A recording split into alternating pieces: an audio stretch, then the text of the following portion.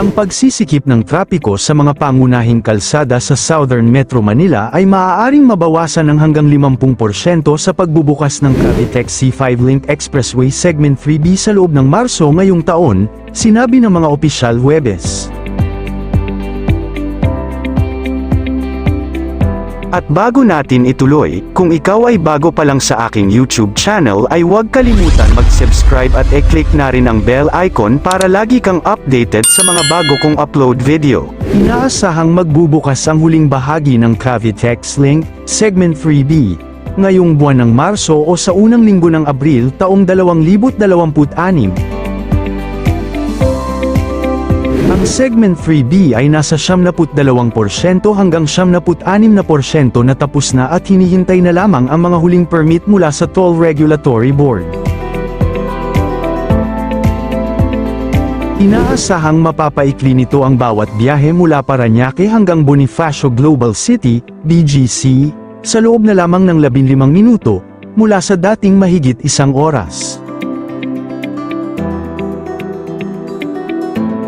Ang 2 kilometrong expressway na ito ang magsisilbing missing link para maging seamless ang biyahe mula Cavitex hanggang C5 Road sa Taguig.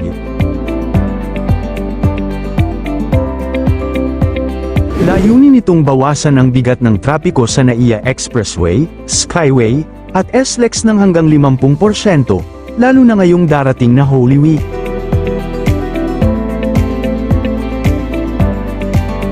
Kayang serbisyohan ng bagong segment ang humigit kumulang 11,000 na motorista araw-araw. Ang proyektong ito ay bahagi ng mas malawak na 7.7 kilometrong Cavitex C5 Link Expressway na naglalayong pagdugtungin ang Cavite at iba't ibang bahagi ng Metro Manila. Samantala, ang pangunahing bus terminal o Intermodal Transportation Terminal, ITT, ay matatagpuan sa San Jose del Monte, Bulacan, na mag-uugnay sarili sa Bocaue at Balagtas sa pamamagitan ng NLEX. Ang MRT-7 ay isang 22 kilometrong riles na nag-uugnay sa North Avenue, Quezon City at San Jose del Monte, Bulacan, na may target na partial opening sa 2027. Ang pangunahing terminal ay itinatayo sa San Jose del Monte, Bulacan. Ang terminal na ito ay magsisilbing koneksyon para sa mga bus, jeepney, at van. Ang ITT ay direktang makakakonekta sa North Luzon Expressway, NLEX, sa pamamagitan ng isang 6 na lane, 22 kilometro highway mula sa San Jose del Monte patungong Bocaue, Batangas exit.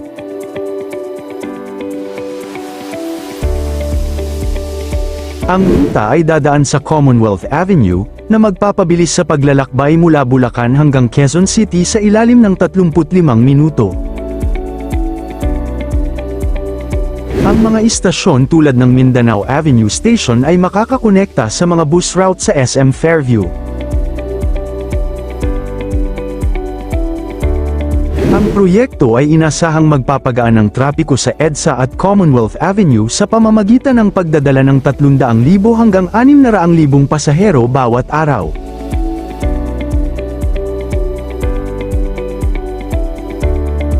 Ang MRT-7 Turnback Guideway Project sa West Avenue, Quezon City ay kasalukuyang nasa kritikal na yugto ng konstruksyon ngayong Marso taong 2026. Ang pasilidad na ito ay mahalaga upang makapag-maneuver at makabalik ang mga tren mula sa North Avenue Common Station patungo sa San Jose del Monte, Bulacan. Noong huling bahagi ng Pebrero hanggang nitong unang bahagi ng Marso, isinagawa ang pagkakabit ng mga steel box girders sa West Avenue.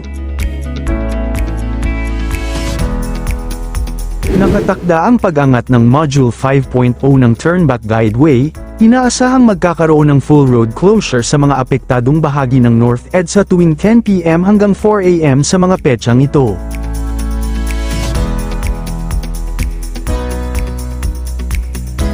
Mula ika-22 ng Pebrero hanggang ika-18 ng Mayo taong 2026, mananatiling sarado ang 2 linya sa North EDSA, malapit sa West Avenue, para sa pagpapatuloy ng girder launching at iba pang structural works.